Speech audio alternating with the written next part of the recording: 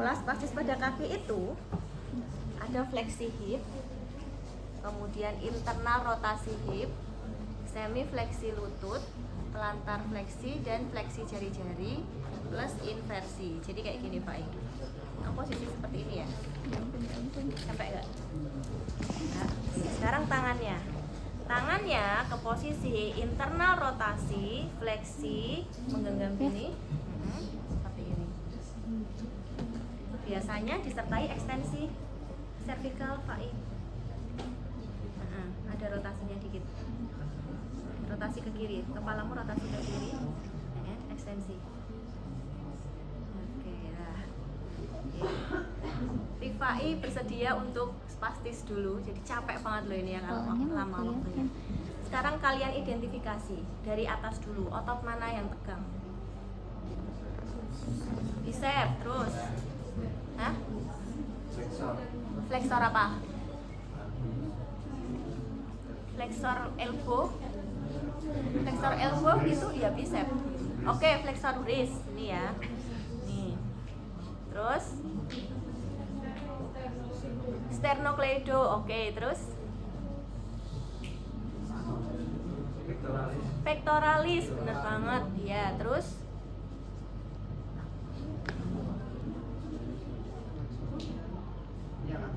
nah, yang atas.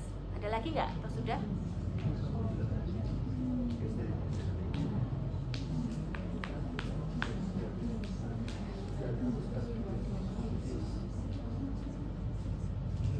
SCM, kemudian yang atas ini area leher, upper trapezius, levator scapula gitu ya.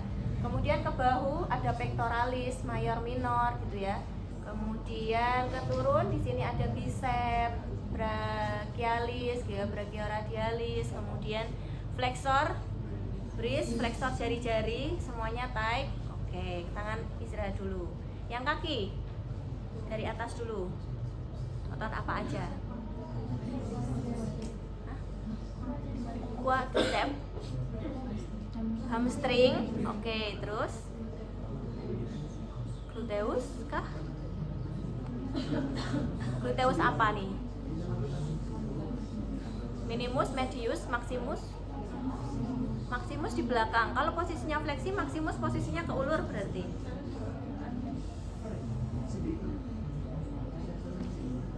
Hip. Yang membuat hip ini fleksi dan adduksi apa sih sama internal rotasi? Otot apa? Gluteus medius. Iya, oke lah, boleh. Terus yang untuk fleksi hip apa?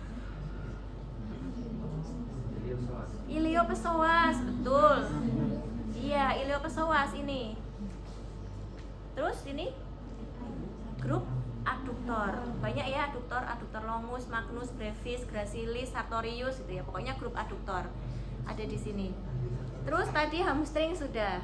Kemudian posisi yang seperti ini, pelantar fleksi, inversi, fleksi jari-jari. Otot apa ini?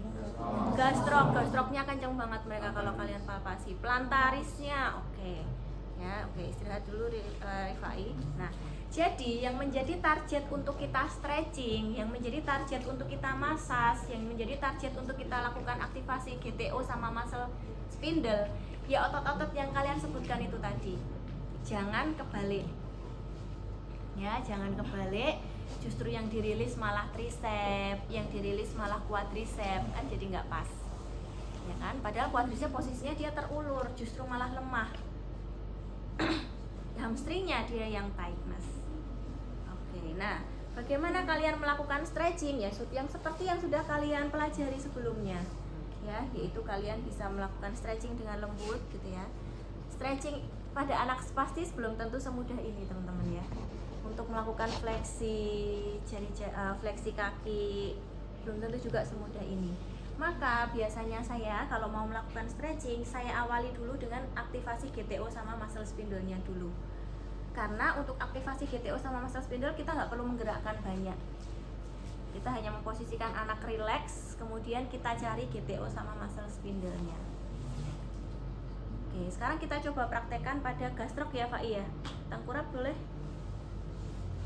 Dinaikkan celananya boleh ya? Boleh. Oke, naikkan celananya. Kemudian, oh ya, nanti teman-teman ketika melakukan treatment ke pasien, posisi kalian duduknya seperti ini ya, supaya kalian lebih mudah untuk mobilisasinya. Kalau kalian duduknya bersila kayak gini, berarti mau pindah ke sana akan susah. Tapi nanti menyesuaikan aja. Bisa saja nanti kita butuh treatment yang harus menjepit badan pasien gitu ya, akhirnya kita harus duduk seperti ini ya, nggak apa-apa. Tetapi ketika mau melakukan sesuatu yang ada di depan, baiknya duduknya seperti ini untuk mempermudah mobilisasi kalian. Terus juga supaya ketika kita mau melakukan penekanan atau apa, kita bisa pakai ban dari tubuh kita. Ketika kita mau menekan seperti ini, kita bisa pakai tubuh kita, jadi nggak begitu berat. Tetapi kalau kalian posisinya seperti ini, akan lebih sulit, jadi nggak ergonomis. Oke, itu satu. Yang kedua, kalian harus memperhatikan terapis safety. Ya, selain pasien safety sih udah jelas harus gitu ya. Seringkali yang lupa itu terapis safety. Jadi keselamatan kita. Keselamatan kita maksudnya adalah pada pasien-pasien terutama dengan infeksi virus di bawah usia 1 tahun, kemungkinan virus itu masih aktif. Jadi teman-teman harus lebih aware terhadap diri kita sendiri ya. Kalian boleh atau wajib pakai masker. Kalau memungkinkan pakailah handscoon. Ya, kalau nggak memungkinkan ya sudah harus sering-sering cuci tangan. Lepaskan benda-benda yang ada di tangan kalian karena bisa menjadi tempat nempelnya si virus itu. Pakai cincin dilepas dulu, pakai jam dilepas dulu. Prinsip terapi ke anak-anak jangan sampai membuat sakit.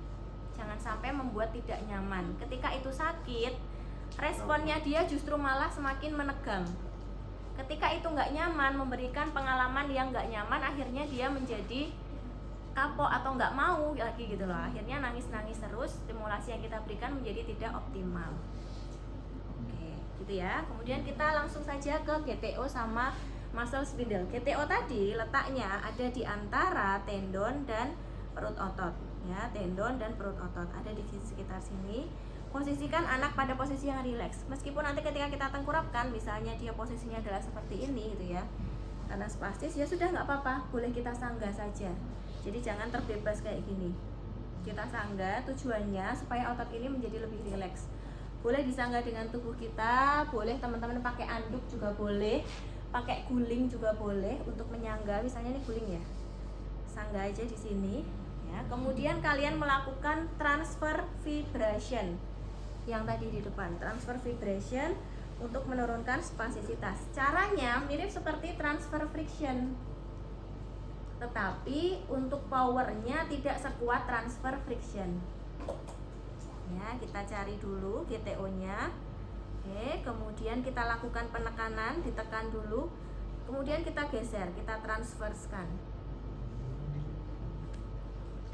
Kalau transfer friction itu lebih kencang dan ada di bagian tendonnya, biasanya kan gitu. Terus dia lebih kencang, memang tujuannya untuk menimbulkan kerusakan jaringan toh kalau transfer friction. Kalau ini enggak, tujuannya untuk merangsang si GTO. Ketika GTO terangsang, otot menjadi lebih rileks. Jadi harus ditekan dulu baru digeser, jangan langsung digeser. Kalau langsung digeser gini, yang terjadi malah gesekan antara kulit dengan tangan kita. Ya, jadi ada penekanan sedikit baru digeser. Nah, sambil melakukan rilis atau stimulasi pada GTO, kita boleh sambil melakukan stretching.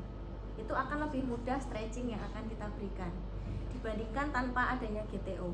Langsung stretching aja.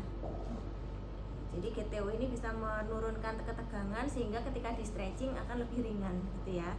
Nah, apakah pegangannya harus menggunakan jempol sini? Enggak, bebas. Yang penting gerakannya adalah seperti itu. Ya, boleh pakai jempol gini, atau ketika pasiennya agak besar gitu ya, akhirnya kalian harus menggunakan area sini, ya boleh saja. Atau menggunakan area sini boleh. Ini. Yang penting target yang ingin kita capai adalah ada penekanan, baru di transfer vibration. Oke. Kemudian pada muscle spindle targetnya adalah ada di muscle belly-nya. Jadi ada di perut otot. Karena dia intravasal fiber, jadi dia di dalam sana. Maka kita lakukan penekanan dulu. Kemudian kita open. Ya. tekan ke bawah, buka, tekan ke bawah, buka. Buka itu supaya kita bisa mencapai intrafusalnya menjadi lebih terpisah-pisah gitu antar serabut ototnya. Maka si muscle spindle bisa teraktivasi. Apakah ini dua-duanya harus dilakukan? Enggak juga. Boleh pilih salah satu, atau ini boleh nggak dipilih semua gitu ya. Jadi ini bukan satu-satunya dan bukan yang saklek tuh apa ya misalnya Indonesianya ya, harus gitu ya, hukumnya wajib gitu ya, kalau nggak pakai dari dosa gitu, enggak ya, enggak. Ini boleh pakai boleh tidak, ini hanya salah satu intervensi saja. Contoh misalnya tightness-nya ada di levator scapula. Levator scapula kalau kita mau cari muscle spindle-nya sulit banget. Dewasa aja ototnya kecil, apalagi anak-anak. Bagaimana kita ingin mencapai intrafusal pada muscle belly-nya? Baru pegang aja udah penuh ini tangan dua jempol kita. Ya, jadi bisa kita sesuaikan sesuai kebutuhannya. Boleh pakai muscle spindle untuk gastro, otot-otot yang besar. Nah, karena dia letaknya banyak, jadi teman-teman nanti boleh pindah-pindah. Yang penting ada di muscle belly-nya.